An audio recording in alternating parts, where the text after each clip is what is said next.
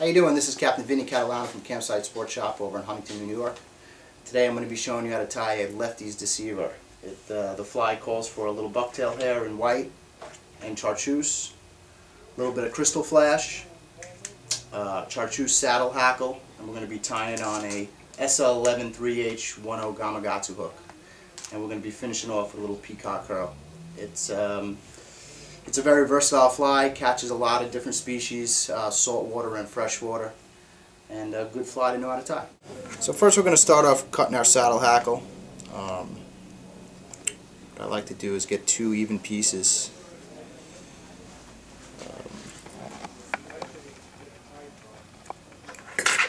And after I make my cut, I kind of level them up. And whatever I'm going to be tying in, I usually strip right off the back. So what I'll do, I'll take some of those back fibers right off. So when I place my fly in, I'm pretty much just wrapping the stem of the hackle and not the material. And I'll do the same thing with the other 2. So I'm going to be placing 2 on each side of the shank of the hook.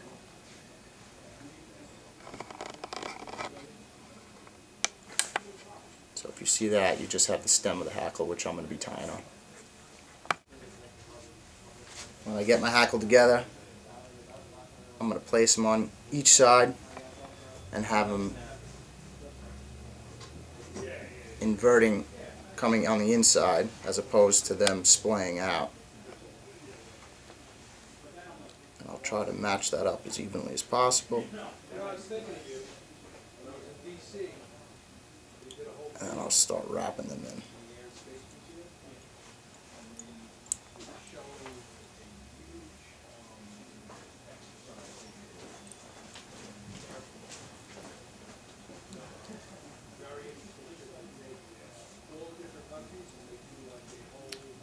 And you want to give that a couple of wraps, get it stitched in pretty well.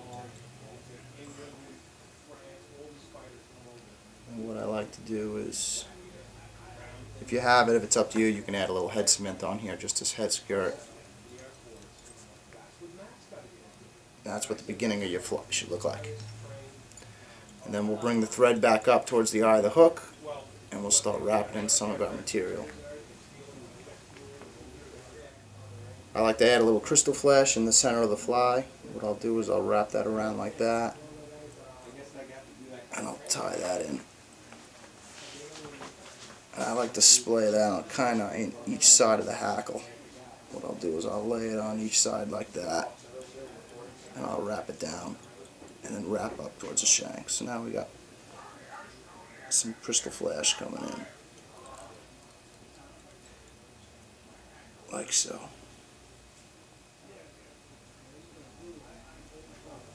So now that I got my saddle hackle in and my crystal flash, I'm going to start the top of the fly, and that's going to be the chartreuse bucktail hair. You want the saddle hackle to be a little longer than your bucktail hair, so you kind of want it to stop right around there. So after you lay it on top and you see where you want to place it, you trim it up to size. You want to lay that right on top. What I like to do is give it a couple of loose wraps and kind of disperse it with my finger so it's evenly around the shank. And once I have it in nice and tight, then I'll cinch it down.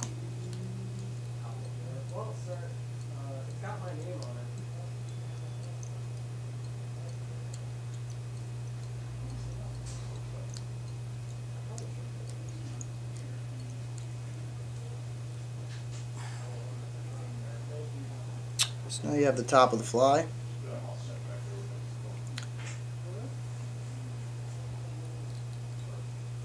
Once you get the top, then you can flip it right up. And this is where you're going to lay the belly of the fly, and that calls for a little white bucktail hair.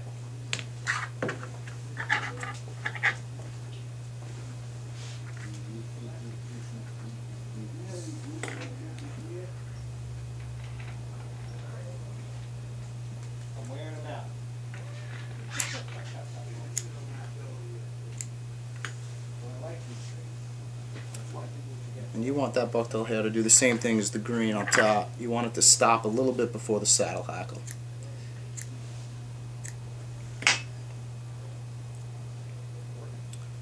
So what I'll do is I'll place it on the bottom like so,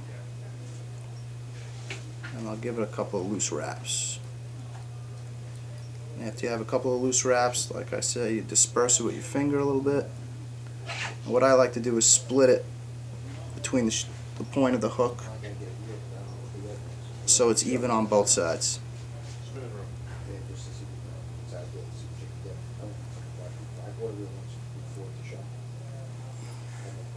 So after you got it split, then I like to tighten it in.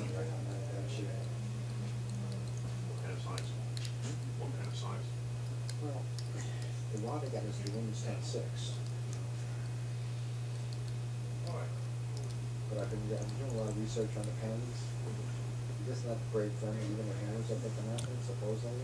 You want to make sure your wraps are pretty even because you want to build up a nice little head because you're going to be putting eyes on both sides.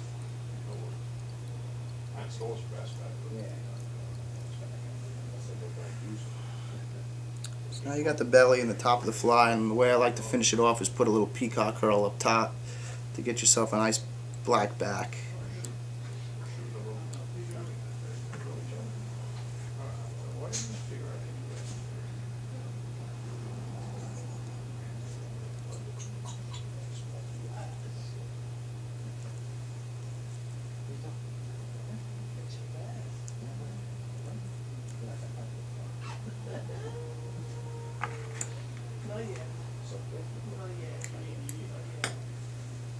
I use about 3 or 4 strands, and that'll get you on the back.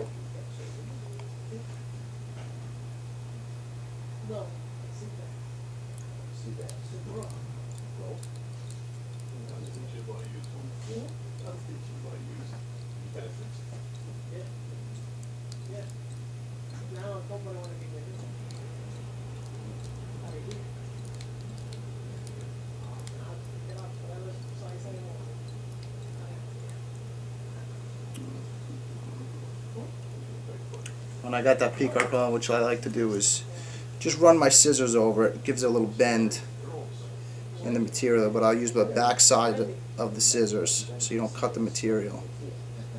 So I'll put it up and I'll shape it like that.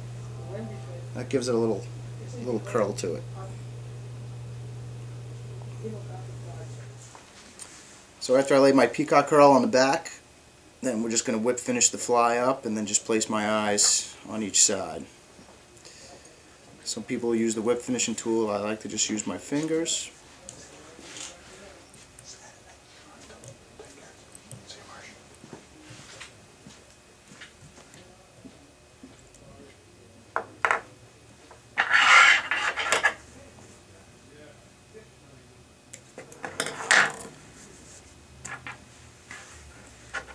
And what I like to do is I'll place each eye on each side.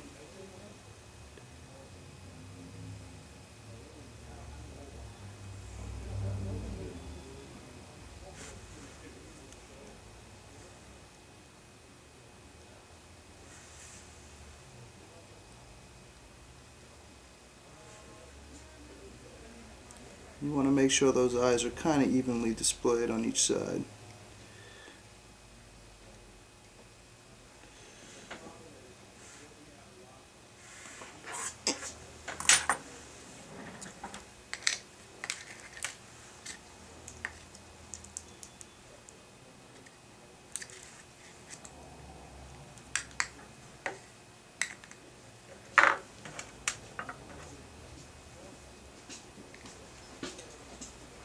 Richard.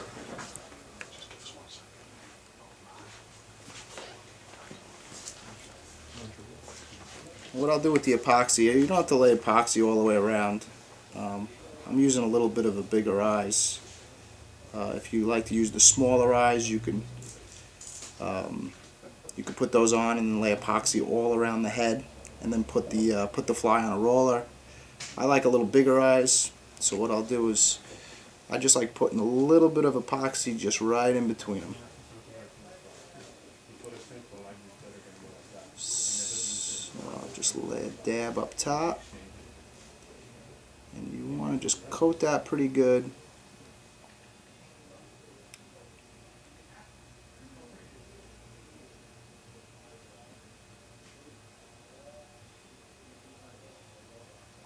Get a good coating all around on top of those eyes. Once you got a good one up top, then what I'll do is I'll flip it around, I'll do the same thing.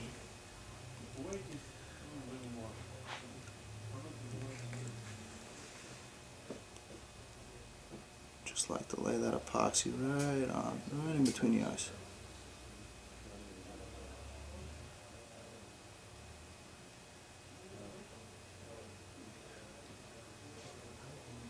And now I'm using the 5-minute